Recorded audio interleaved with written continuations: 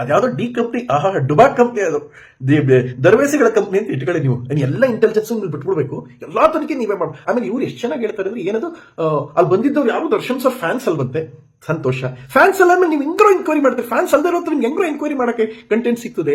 ನನಗೆ ಪಾಪ ನನ್ಗೆ ಬಹಳ ಪ್ರೀತಿ ಇದೆ ಅವ್ರ ಮೇಲೆ. ಒಂದು ವಿಚಾರ ಹೇಳ್ತೀನಿ ಕೇಳಿ, 3 days ಇಂದನೇ ಕೊಡಕ್ ಹೋಗಿದೆ. ಯಾಕೆ ಕೊಟ್ಟಿಲ್ಲ ಅಂದ್ರೆ, ತುಂಬಾ ಆಪ್ತರೊಬ್ರು, ದೊಡ್ಡವರೊಬ್ರು, ಇಬ್ರಿಗೂ ಮಧ್ಯದಲ್ಲಿರುವಂತಹ ಅತ್ಯಂತ ಆಪ್ತರು.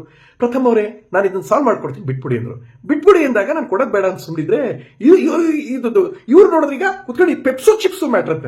ನಿಮ್ ಯೋಗ್ಯತೆಗೆ ನಾಳೆ SP ಏನಾಗಿದೆ, ಮಾಯಮಣ್ಣ ಅವ್ರನ್ನ DK ಶಿವಕುಮಾರ್ ಅವ್ರನ್ನ ಕೇಳ್ಕತೀನಿ, ನಿಮ್ ಕೈ ಮುಗಿತೀನಪ್ಪ, ದಯವಿಟ್ಟು ಇದನ್ನ ಕೊಡಿ.